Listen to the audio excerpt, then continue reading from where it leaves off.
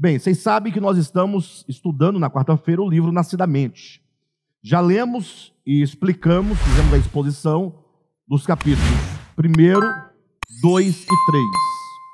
Esses 3 capítulos foram capítulos de introdução, em que nós tratamos ali de alguns problemas, né? Alguns problemas de natureza geral, histórica, acerca do próprio homem e a sua evolução, no caso do primeiro capítulo. No capítulo 2, nós falamos o problema do adestramento do corpo, em detrimento a uma expansão de consciência, uma consciência de fato transformada. No terceiro capítulo, nós então falamos acerca do principal problema que dá origem a este livro, que é o problema da teologização da verdade. Quando transformaram a verdade em meros dogmas, em meras doutrinas, e nessa mudança, as doutrinas vistas do ponto de vista meramente teológico perderam efetivamente a sua conexão com a realidade interior e espiritual da humanidade.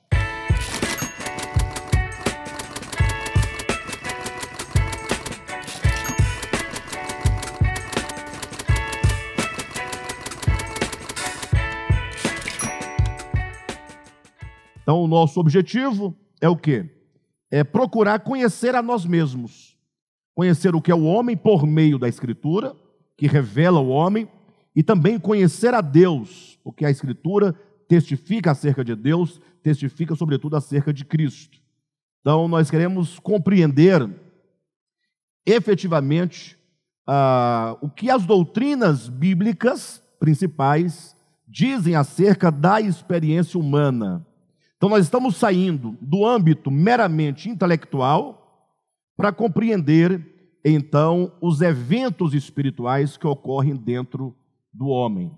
Então, a partir de hoje, nós veremos vários temas. Começaremos hoje com um tema específico, e aí vamos seguindo, tema a tema. Salvo engano, vamos tratar 8 temas principais, ok? De modo, por exemplo, que muitas coisas serão resolvidas.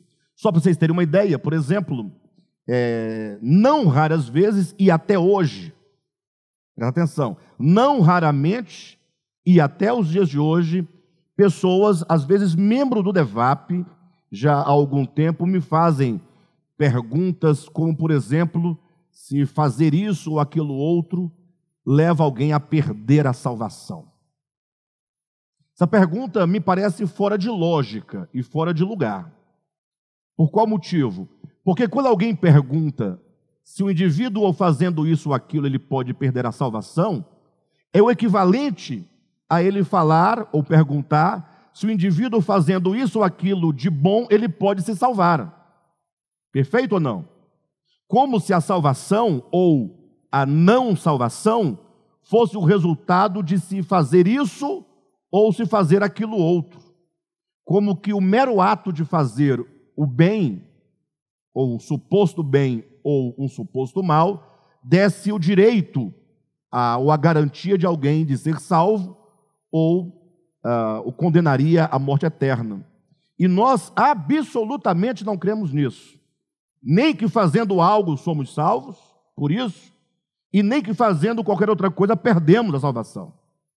Os irmãos entenderem que a teologia, ela coloca a salvação dentro desses planos do fazer e do não fazer.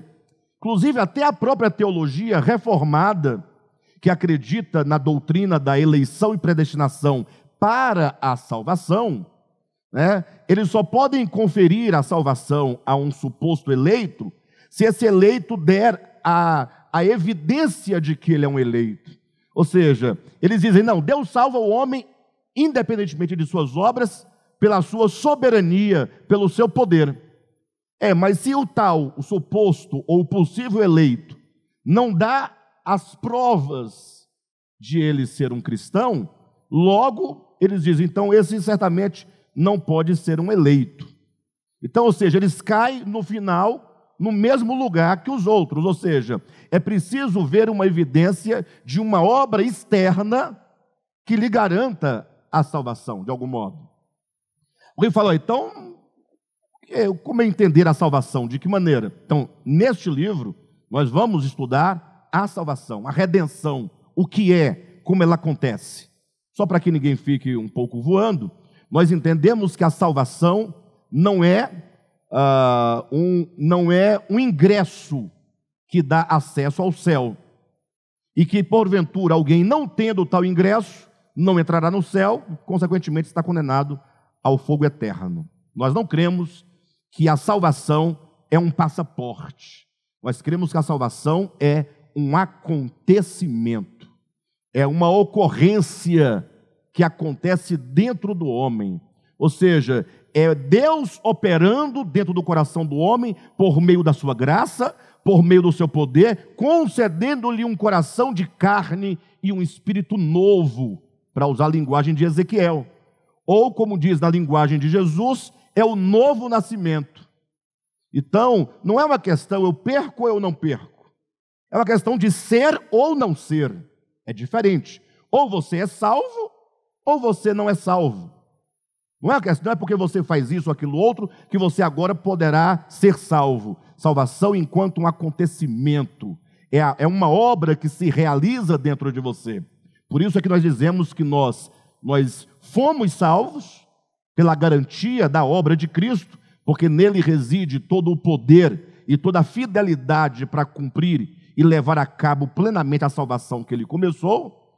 E nós estamos sendo salvos porque estamos dentro de um processo, e nós seremos salvos pela consumação da salvação, por ocasião da glorificação dos nossos corpos, da transformação do nosso corpo. Bem, mas esse tema nós veremos a seu tempo. Hoje começaremos com o primeiro tema proposto neste livro, que é Satanás, a antiga serpente e o grande dragão vermelho. Agora eu vou pedir uma coisa para vocês, tanto vocês que estão aqui dentro, presencialmente, no local, como os que estão em casa. Ouçam bem com atenção esse pedido. Nós não vamos conseguir concluir a leitura e a explicação desse tema hoje. Então nós vamos lendo por parte, talvez dentro aí de 3 ou 4 encontros, a gente consiga concluir esse capítulo. O mesmo com os demais capítulos. E, portanto, eu quero pedir para vocês a paciência de escutar tudo o que se tem a dizer acerca do assunto, para que você tome a sua conclusão somente quando nós concluímos o assunto. Aí você, então, pode chegar à sua conclusão. Por quê? Porque nós vamos tocar aqui em pontos nevrálgicos da fé, em pontos fundamentais, e em algum momento, você, cristão, há muito tempo, se sentirá um pouco desconfortável com algumas declarações. Então, você precisa ouvir tudo até o fim, porque talvez a sua indagação ou a sua inquietação seja resolvida um pouquinho mais à frente, ao cabo, do encerramento da leitura e da compreensão do capítulo. Então, assim, sejamos pacientes, vamos ser bons ouvintes. Vai ouvindo, vai analisando, vai anotando, para que ao cabo você possa chegar a uma conclusão e eventualmente você poderá concluir que de fato é deste modo. Ou você pode chegar à conclusão, porque vai ser a sua interpretação do que você vai ouvir, de que não é deste modo. Perfeito? Mas aí você terá a liberdade de nos fazer quantas perguntas se quiser fazer. Tá bom? Importante é que nós sejamos maduros para ouvir para ver o objeto por uma perspectiva talvez que você nunca tenha visto e poder então receber todas as instruções e toda a fundamentação necessária para que você então chegue à sua conclusão. Tá bom? Feito esse pedido, vamos então à nossa leitura. Satanás, capítulo 4.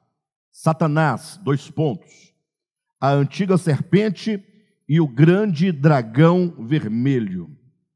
Diz assim o texto: todo equívoco de leitura e interpretação das Escrituras, no que concerne ao homem, começa neste ponto: Satanás, a sua identidade e como ele atua sobre a humanidade.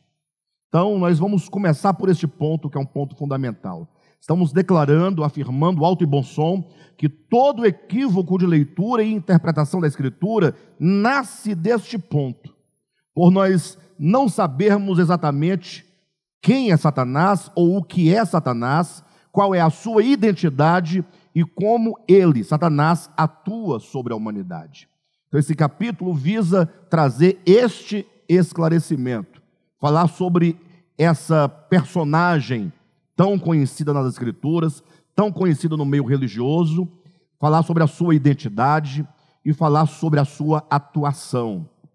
Seguindo adiante, é bem sabido desde os primórdios que Lúcifer, o querubim caído, ou querubim criado, rebelou-se contra o Eterno, vindo a constituir para si um império de forças, contrário à vontade de Deus. Como tal, em razão de sua posição de antagonista, passou a ser chamado de adversário, ou Satã, como se diz em hebraico. Assim, na cultura hebraica, o mal passou a ser identificado desde então com esse querubim caído. E todas as manifestações do mal passaram a se vincular fatalmente a ele. Nada mais natural, uma vez que na antiguidade mitos eram criados para conter alguma verdade latente e preservar uma ideia imaterial na memória das gerações vindouras. O Satã original, portanto, tornou-se arquétipo do mal e todas as obras malignas passaram a se vincular diretamente a ele. Por isso, na Bíblia hebraica e mesmo na Bíblia cristã, no Novo Testamento, encontra-se abundantemente a figura icônica do diabo, enquanto origem e representação do mal e de suas manifestações. Isto mesmo, origem e representação do mal e de suas manifestações. Bem, logo no início, nós encontramos aqui algumas declarações que precisam ser elucidadas, né? Como é que nós começamos na nossa leitura acerca dessa figura que todos conhecem pelo nome do diabo? Bem, se nós tomarmos pelo menos 2 textos básicos da Escritura, Ezequiel capítulo 28, Isaías capítulo 14, nós vamos encontrar ali 2 textos que nós chamamos de textos tipológicos. E por que tipológicos? Porque na leitura imediata de Ezequiel 28, do versículo 11 em diante, e de Isaías capítulo 14, logo se perceberá que em nenhum desses 2 textos trata do diabo. O bom leitor, ao ler Ezequiel, logo notará no primeiro versículo, capítulo 28, versículo 11, que diz que ali é uma profecia dirigida ao rei de Tiro. Tiro era uma cidade, era uma região, né? Ou digamos, era um reino. E havia um rei, portanto, que era o rei de Tiro. Então a profecia, imediatamente, no seu contexto imediato, é uma referência a um homem, e não a um querubim. E fique claro isso para todos. Ou seja, é o texto que diz, né, que a profecia é dirigida ao rei de Tiro. O mesmo acontece com Isaías 14. Se você ler atentamente, ali no contexto de Isaías 14, a profecia é uma referência à Babilônia e não a Satanás. Por isso que existe, inclusive, uma linha teológica que afirma o seguinte: não há na Bíblia nenhum texto que fale da origem de Satanás. Como se a Bíblia falasse de Satanás, você vai encontrar frequentemente a palavra diabo, a palavra Satanás na Escritura, mas essa corrente de raciocínio diz: na Bíblia não há nenhum capítulo que fale sobre a origem. Aí o crente fervoroso, animado, que estudou pouco, diz: não, tem. Aí o camarada fala: qual? Aí ele fala: Ezequiel 28. Aí o camarada dessa linha teológica diz: vamos ler o texto. Aí quando abre começa: profecia ao rei de Tiro. Tu és o sinete da perfeição. Aí fala: rei de Tiro. Quem é rei de Tiro? Vamos saber o que é Tiro e vamos saber quem era o rei de Tiro. Aí vai para a história, vai verificar tratar-se de um homem. Então esse é o primeiro ponto. Entretanto, quando você ler agora esses mesmos textos atentamente, tanto em Isaías quanto no livro de Ezequiel, nós vamos perceber que esses textos, eles são um pouco problemáticos quando você procura explicá-lo ou entendê-lo somente a partir da figura do rei de Tiro. Porque existem ali algumas declarações na profecia do rei de Tiro que são inaplicáveis ou que não podem ser aplicáveis ao rei de Tiro. Primeiro que o rei de Tiro não era o sinete da perfeição. Primeiro que ele não era sem pecado, ele não era perfeito até o dia em que se encontrou o pecado no seu coração.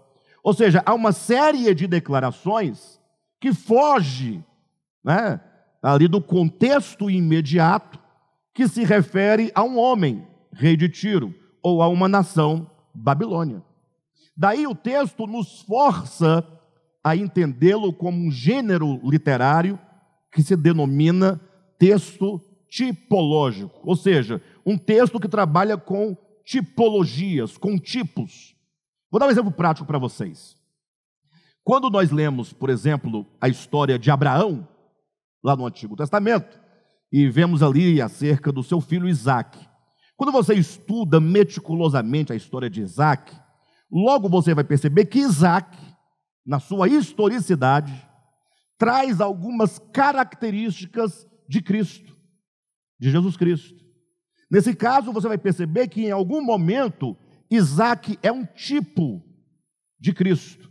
É um ser humano, é um homem, mas você pode ler profeticamente Isaque como sendo um tipo de Cristo. O mesmo acontece com Salomão, o mesmo acontece com Davi, o mesmo acontece, por exemplo, com Adão. Por exemplo, Romanos, no capítulo 5, salvo engano, né, versículo alguma coisa, me foge a memória, diz que Adão prefigurava aquele que havia de vir. Ou seja, Adão, no ato da sua criação, ainda antes do pecado, ele era uma figura, uma prefiguração do Cristo que viria. Então, eu consigo ver em Adão características próprias do Cristo. Eu consigo ver em José, do Egito, características próprias do Cristo. Eu posso ver, por exemplo, em Isaque, em Davi, em Salomão, características próprias do Cristo. Daí dizermos que todos esses personagens e ainda outros são tipos de Cristo. E, portanto, consideramos esses textos tipológicos. Dá para entender? O mesmo acontece com o rei de Tiro. O rei de Tiro, enquanto um personagem histórico, de fato existiu. Porém, quando se refere a ele, o texto bíblico traz características que remetem a um outro. No caso, a Lúcifer não caído, a Lúcifer no processo de queda e a Lúcifer, portanto, caído. Então é impossível alguém ler Isaías, né, capítulo 14, e sobretudo Ezequiel capítulo 28, e achar que aquela profecia se esgota na figura de um homem, ou do rei de Tiro, ou que seja de Babilônia.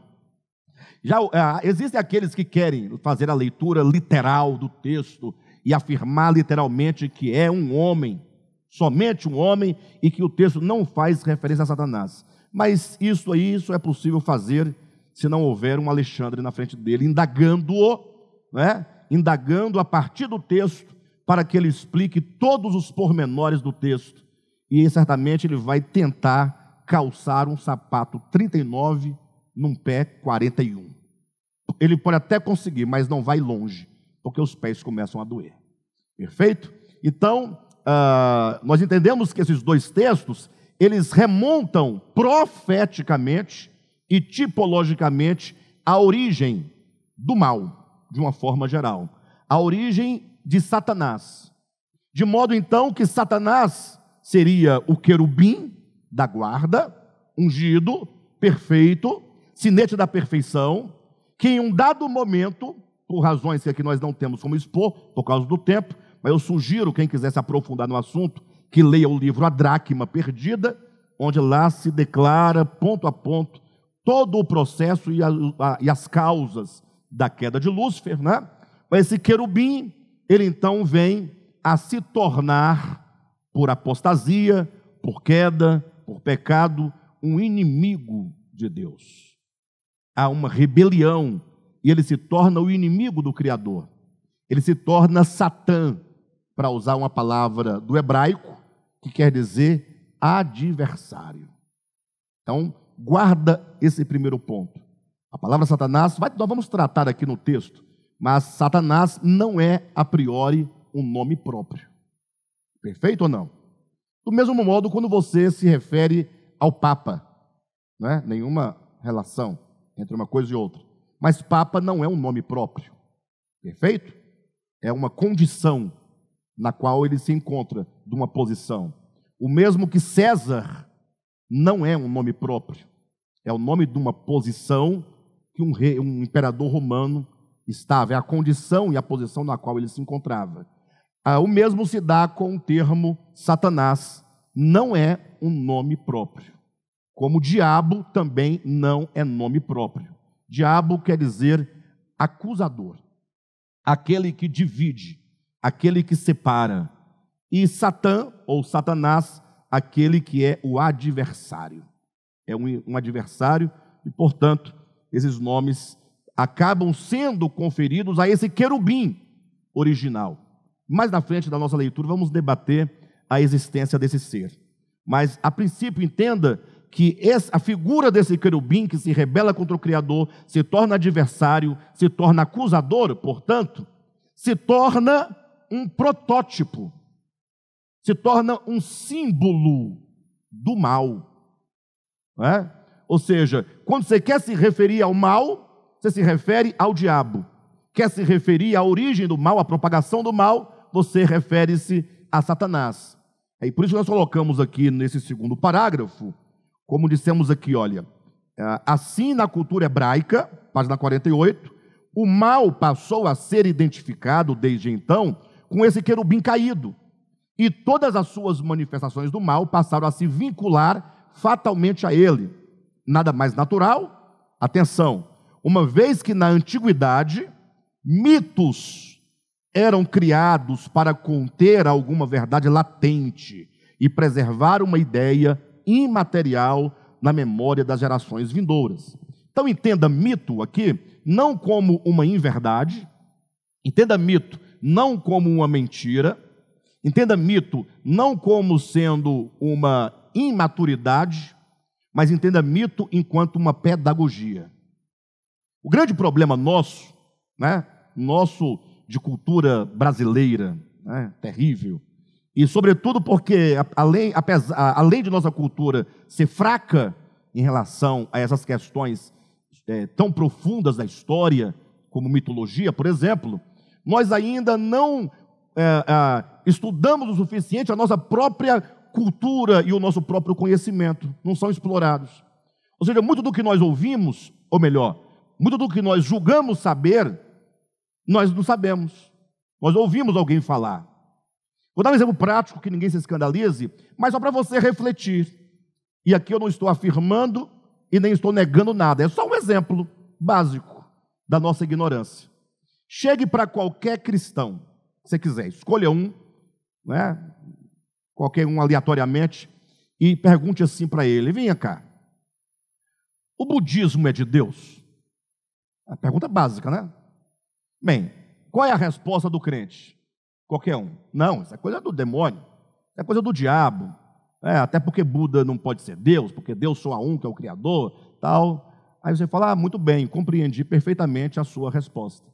Mas agora eu gostaria que você, por gentileza, discorresse para mim a história do budismo, que você discorresse para mim as principais doutrinas, ou seja, os principais princípios do budismo, para que eu melhor compreenda que ele é diabólico. Esse cristão que assim respondeu não saberá dizer absolutamente nada sobre o budismo. Ele sabe que é do diabo, mas ele não sabe nada porque que é do diabo.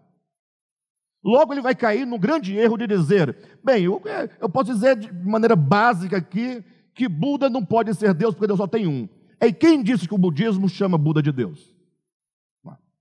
Já começa com um problema aí, né? Começa com um problema, porque Buda seria para o budismo o que Moisés foi para Israel, né? Não um Deus, absolutamente, mas apenas alguém que começou a trazer alguns princípios de sua própria experiência de espiritualidade.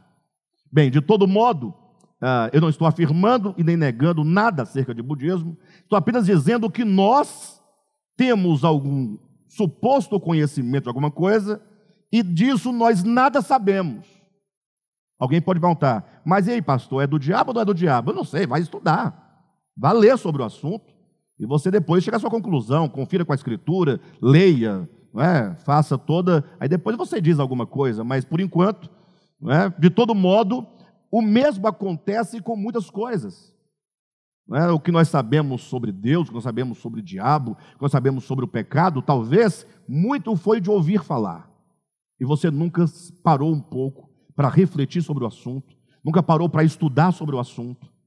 E quando falamos, portanto, de mito, voltando ao nosso ponto, logo você pensa, mito foram mentiras que inventaram criações de pessoas de um tempo da menoridade. Se a pessoa se falar isso é porque sabe muito, hein? E, portanto, foram mentiras que com o tempo foram descobertas que era mentira e eles próprios abandonaram.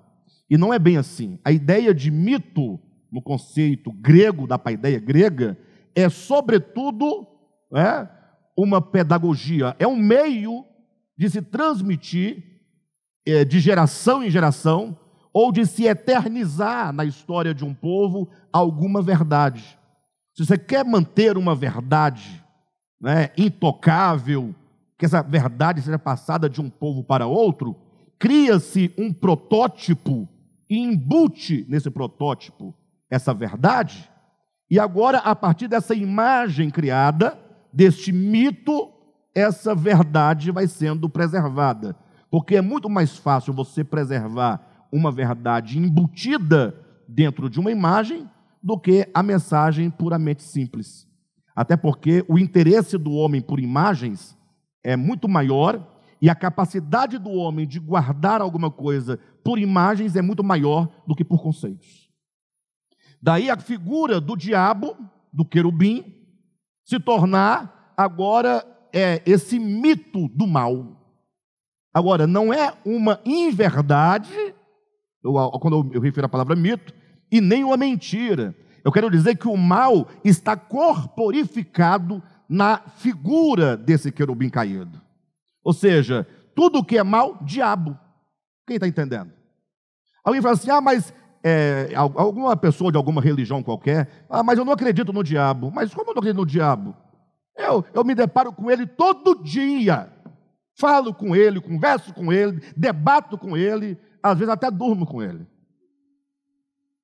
Como não existe? Agora, quando a pessoa diz que não existe, ela parte de um pressuposto de um camarada, um capeta de chifre, um desenho com um chifrão muito grande, como no Alto da Compadecida, outros com 2 chifres menores na testa, porém vermelhos, com uma leg vermelha, uma capa preta, um tridente na mão, olhos de fogo e pés de bode e rabo de seta.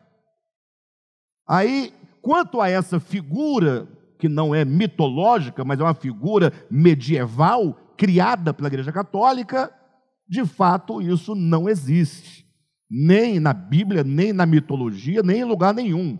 Isso foi uma figura criada para amedrontar de fato. Agora, é importante que nós entendamos, portanto, que no início dessa leitura, estamos dizendo que a imagem e a figura do Lúcifer criado e do Lúcifer caído, e sobretudo agora o Lúcifer caído, o Lúcifer inimigo, o Lúcifer diabo, o Lúcifer acusador, o Lúcifer adversário, se torna esse tipo do mal, essa prefiguração do mal, essa corporificação do mal, essa identificação do mal. Até aqui está entendido? Mas nós vamos avançando, vamos compreender melhor. Aí diz então, vamos voltar ainda ao parágrafo da página 48, assim, a partir do assim. Assim, na cultura hebraica, o mal passou a ser identificado desde então com esse querubim caído. E todas as manifestações do mal passaram a se vincular fatalmente a ele. Nada mais natural, uma vez que na antiguidade, mitos eram criados para conter alguma verdade latente e preservar uma ideia imaterial na memória das gerações vindouras. O Satã original, portanto, tornou-se arquétipo, o modelo do mal. E todas as obras malignas passaram a se vincular diretamente a ele. Por isso, atenção, na Bíblia hebraica e mesmo na Bíblia cristã, que é o Novo Testamento, encontra-se abundantemente a figura icônica do diabo enquanto origem e representação do mal e de suas manifestações. Isso mesmo, o Satã, o diabo, Satanás, como origem e representação do mal. Por origem, vamos agora explicar por que Lúcifer caído é a origem do mal e o que queremos dizer por representação do mal.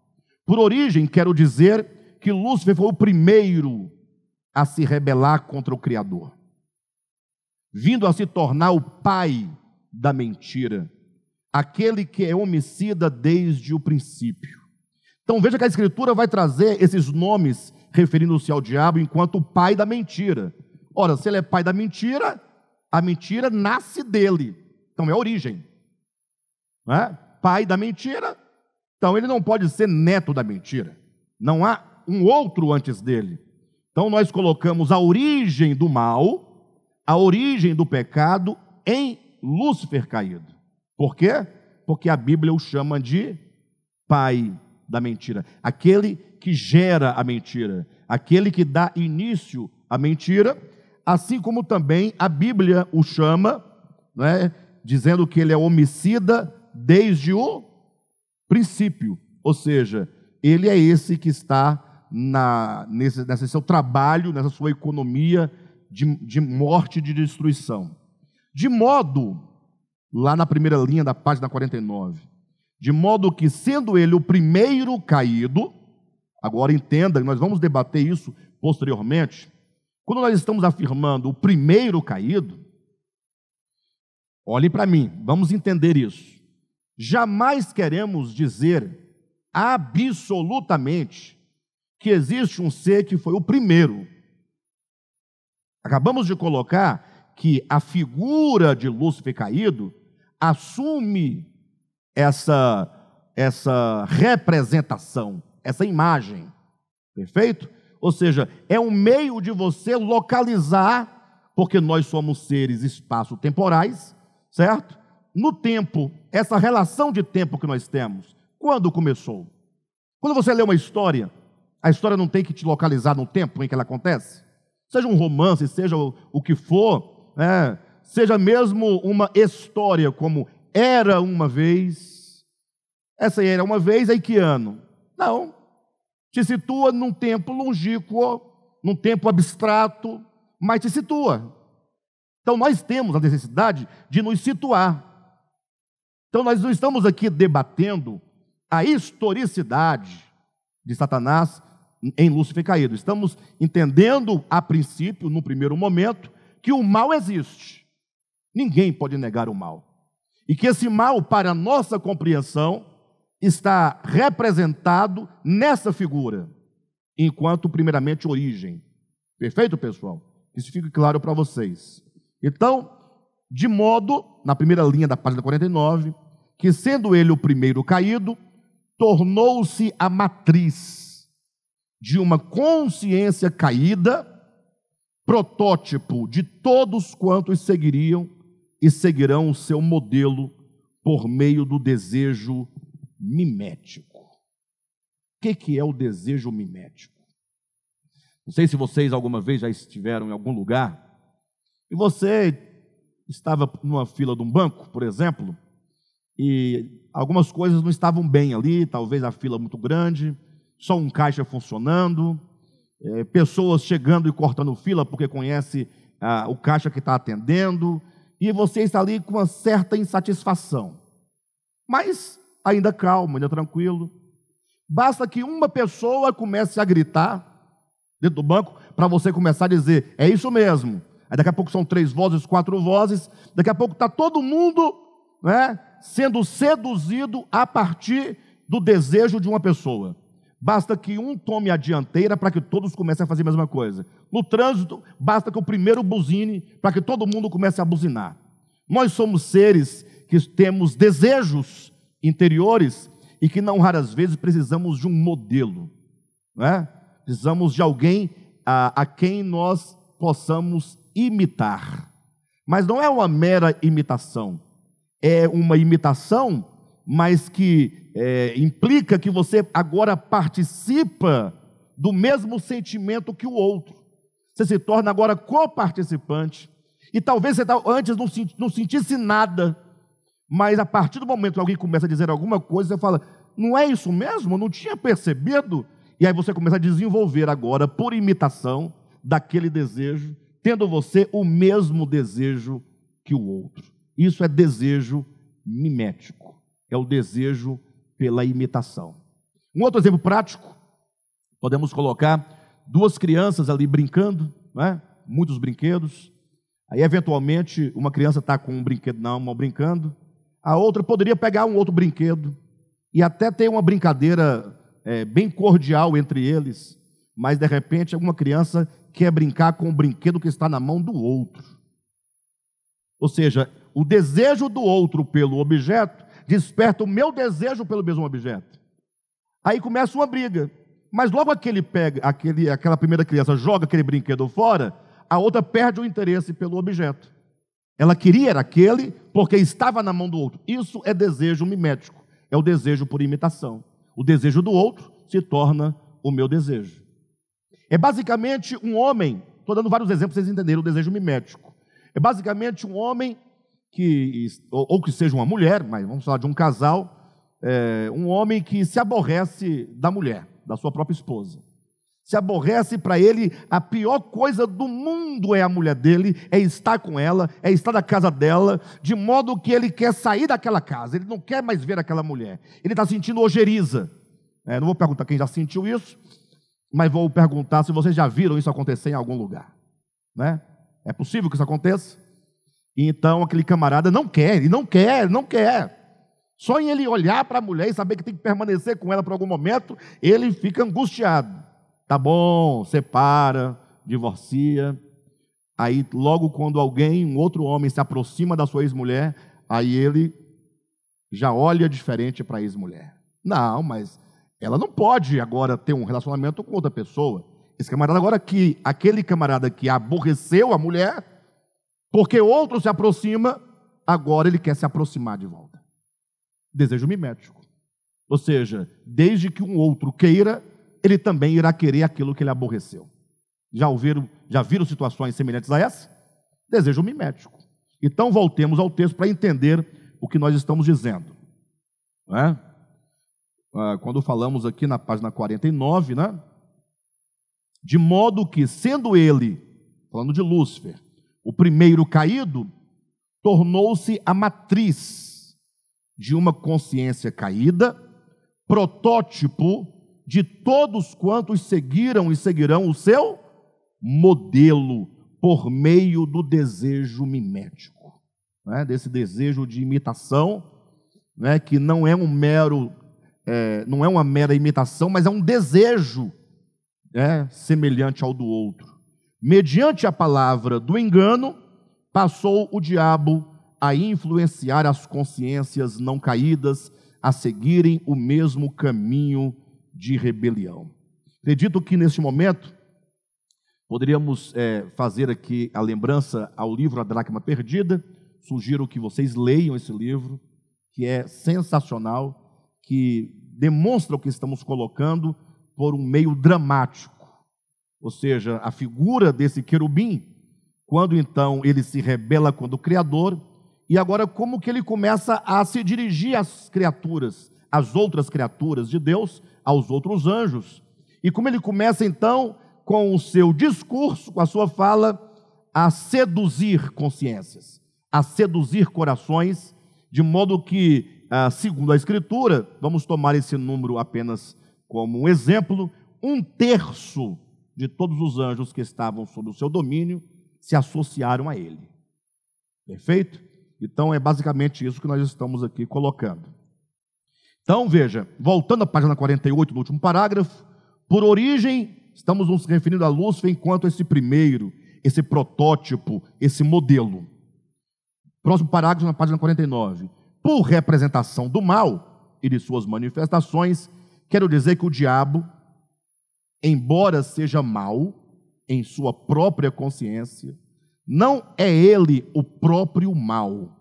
Tampouco é ele o agente ativo da maldade em cada consciência que opta pela iniquidade e a prática. Explico.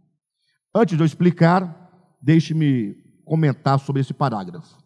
Veja, por representação do mal e de suas manifestações, quero dizer que o diabo, embora seja mau em sua própria consciência, ele não é o próprio mal. Alguém pode dizer, mas como é que ele não é o próprio mal? Se ele não é o próprio mal, o que é o mal então? Bem, esquece o diabo por um momento e pense no homem, para você entender. Ou melhor, deixando o homem um pouquinho de lado, pense em você. Você já teve a experiência, certamente, da maldade. Todos nós tivemos já. Em algum momento, a maldade se manifestou em nosso coração. O mal se manifestou em nós e por meio de nós. Ou que você tome a figura de um homem muito maldoso, muito perverso, sanguinário, e você vê que a maldade se manifesta nele e por meio dele abundantemente. Mas essencialmente este homem é o quê? É um homem. Essencialmente ele não é o mal. Ele está tomado de maldade. O mal está tomando sua consciência e tomando seu coração. Mas ele propriamente não é o mal. Ele é um canal por onde o mal, né, é canalizado e por meio do qual se manifesta. O mesmo princípio se aplica a Lúcifer. Se você entende que ele é um querubim criado por Deus, ele é um ser. Não é um homem, mas é um ser. Não é um homem, mas é um anjo. Vamos colocar nesses termos. E que agora o mal se apossa da sua consciência e se apossa do seu coração, e ele se torna, portanto, um canal por onde o mal se manifesta. Mas ele próprio, em essência, é uma criatura de Deus, em essência, é um anjo. Lembremos que a própria Escritura declara que tudo o que Deus fez, que tudo o que Deus criou é bom. Então todas as criaturas e toda a criação de Deus, em natureza, é boa. E Santo Agostinho foi o camarada que na história da igreja, não somente divulgou, mas foi o pai da ideia de que o pecado é uma coisa. Desculpe-me, que o mal é uma coisa. Não, o mal não é uma coisa. Foi Santo Agostinho que trouxe a ideia de que a criança nasce má. Como é que uma criança nasce má? Vamos falar de cristianismo, catolicismo, na doutrina, na teologia católica, que no sentido é a mesma protestante. De que maneira uma criança nasce má? Só tem uma maneira. Só teria uma maneira. De o mal ser um vírus, do qual a criança nascesse contaminada. Ou uma bactéria. Ou alguma coisa que nela estivesse inserido, uma coisa. Agora eu pergunto, quantas coisas há no universo criadas por Deus? Ou melhor, quantas coisas há no universo? Quem já leu, quem já sabe, quem estudou. Como nós não sabemos tudo o que há no universo, então nós vamos falar que tudo o que nele há. Quantas coisas há no universo? Tudo o que nele há. Perfeito? E quem criou o universo e tudo o que nele há? Deus criou? E tudo o que Deus criou é bom? Então Deus criou uma coisa chamada mal? Se Deus não criou uma coisa chamada mal, quem criou o mal? Tem que ter um criador. Então Lúcifer não criou o mal. Ele não é criador. Porque chegar à ideia de que o mal é uma coisa, de duas uma, ou existem dois criadores, ou Deus criou uma coisa chamada mal. E aí vai se contradizer com o texto bíblico de Gênesis, que tudo que Deus criou é bom.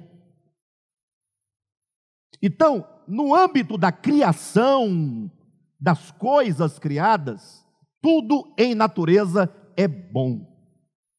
Então não existe no universo nenhuma coisa criada chamada mal. Não existe no universo nenhuma coisa criada chamada de trevas. Não há no universo nenhuma coisa criada chamada morte. Mas como não, se essas coisas nos são patentes? Ora, basta você compreender, por exemplo, que também não existe nenhuma coisa chamada, digamos, frio. O frio também não existe. Então, por exemplo, vamos falar da morte, que é uma coisa bem prática para nós entendermos. Imagine uma pessoa que fica enferma, e a doença vai se agravando, e todo mundo percebe que aquela pessoa vai morrer.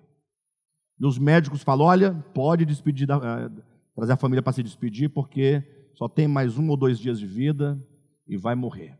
Então você vai lá ver aquele seu parente, aquele seu amigo, aquela pessoa, e você fala, o indivíduo vai morrer. Mas se você parar por um momento e pensar, mas se ele vai morrer, o que é a morte?